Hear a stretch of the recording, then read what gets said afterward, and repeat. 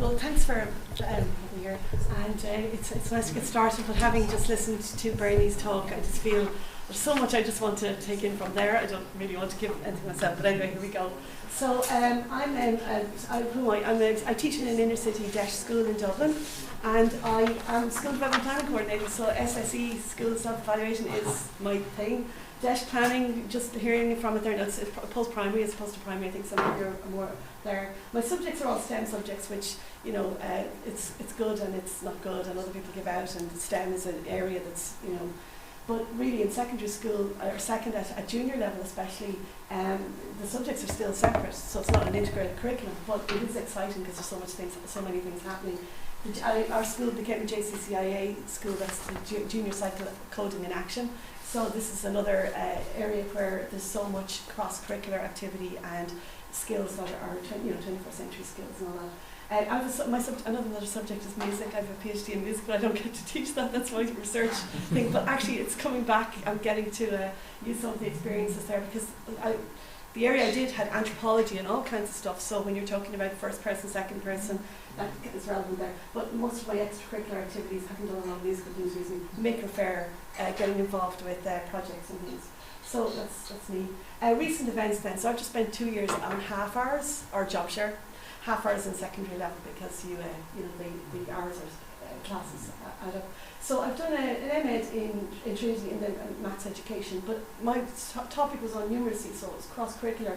I finished it in September, just 2 days after being at the last NEARIMeet, and now I'm back full-time, full curriculum, and I'm graduating in April. So that's good. And the actual research part, I suppose, was mostly focused on a 10-week numeracy intervention. That was a whole school staff trying to find out how we could help to improve numeracy for our students, but it was actually focused on the staff, the teachers, and so on. Okay, so other influences then, as I said, my PhD research came back from previous time, and I didn't think it would, but it was valuable. The other thing is I was involved when I was on half hours, entrepreneurship and prototyping and making things. I tend to, I don't know, be creative in some ways, and it's a quite good outlet. But then you link with what's happening in technology and the innovation industry and startups, and I've just gone to loads and loads of things, and it's very exciting, but where it interfaces with education is quite confusing, especially with coding, and I don't know how you feel about all of that, where there's different forces acting differently with different vested interests and so on. And I did a postgraduate certificate in 20th century teaching and learning in Trinity, and I could see where that was really, where curriculum has been affected by both technology, by third level, by everything like that. Okay, so the action research then was, my topic then was about whole school numeracy. And numeracy is not a second level subject, but whatever it is in primary, it's either maths or it's English, or specifically they're all silo subjects. But now they're supposed to be at junior cycle, particularly cross-curricular skills and so on. But it's taking time to break down, so that we're all under construction as we're at the moment with the new junior cycle coming in. So I don't know if you're familiar with JCT and the professional development experiences we're all going through, but it's a very exciting time to be changing, because everybody's supposed to be doing it. And I think I'm a little bit 2 years ahead of a lot of the change that's happening. Anyway, so to sum up the 21st century skills then that we're all supposed to be involved in, problem solving, teaching and so on, not just our students, ourselves as well. So I'm quite open about it. I enjoy changing, not everybody, and numeracy isn't so great for some people as well. Right, so this is the action research. This is the first time I came across the 3-person was in a tweet I spotted from yourselves, I think. Was it Mary? Was it yourself? Anyway, this is what I discovered about different viewpoints.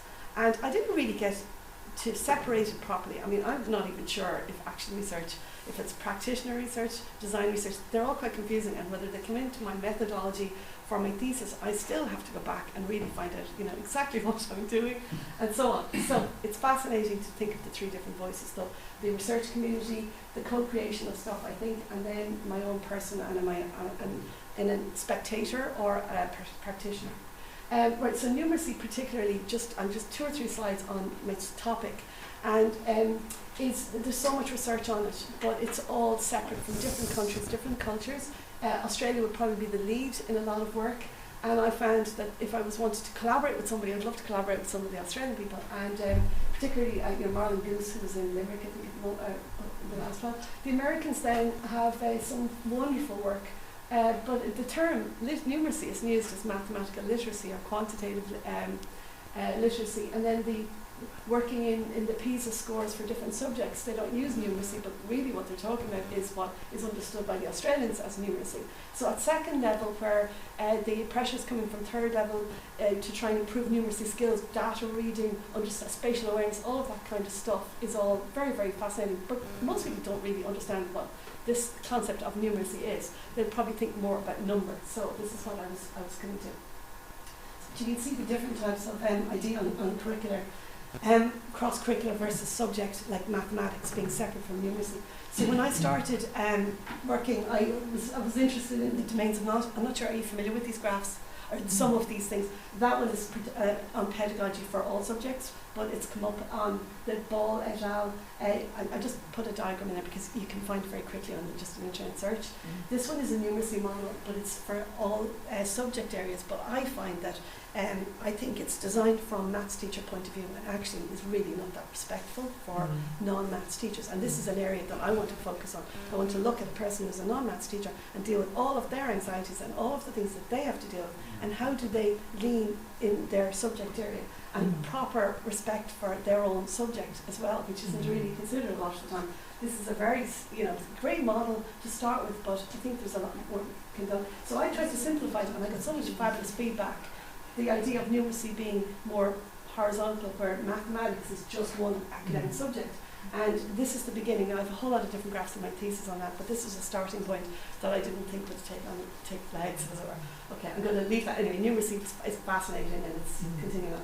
But one of the reasons I had to give when I went in to do the MEd that I gave was the fact that I found that there was a mismatch between research and practice. Now you can say, well, are we doing the wrong practice because research says this, or is research out of touch, and so on. And I think that's continuing, and I hope I'll be able to contribute to maybe something in there. So leveraging action research then to make a difference. Well, having done the research, how can I bring it back? School self-evaluation is a continuous process. I mean, we're all action planning all the time. And also for DESH planning, as you know, yeah. And anyway, there's just seems to be but maybe just recognising what we're already doing, appreciating it, giving it a label, putting it on a wall, saying, I'm doing this, this, this. If I'm an English teacher, these are the numeracy things I'm doing all the time. I can encourage this is not difficult, and then with regard to the research community, I'd love to contribute and share my findings, because they're not that different from what's the big research that's been done, say, in Australia. They're writing, it's similar. I mean, so much data, I couldn't believe it. And then having your cake and eating it. Is it a zero-sum game, or can you leverage more and more out of the same time, the same resources? The biggest competitor for numeracy is literacy and libraries and all the and who's going to take from that? You don't want to. But in the end, I couldn't believe the cake. And I just saw something here about a zero-sum society where there's so much more to be taken. Maybe there is, and maybe the meetings time we spend talking, maybe we can do it differently. I don't know. Sometimes we have to tick boxes. And so maths, was maths always designed to be excluding people? I think it probably was, hundreds and hundreds of years of it. And I'm in an inclusive environment and so on. And breaking the cycle, this is more about teachers, because teachers are the same as our students. We all have our own maths anxieties or other anxieties and so on. And maybe this is where I started, was with my colleagues. But then they're my colleagues as well, so it has to be about us all sharing the problems, and so on. And that's another thing, politics and whatever else. And so there we go. Yeah, this is my one. This is Susan Sontag. I'm not sure about what the quote at the top is, but she referred to it. But my one is, confession is me, knowledge is everybody. Sometimes we've probably been a little bit too self-deprecating, or too, should we be? I mean, is this the confessional? And I'm not sure if other things, the way it's presented, is so valuable. I don't know. Anyway, I just wanted to throw it in there because I've also remembered it from when I read it years and years and years ago. And there we go. Thank you very much. No, thank you.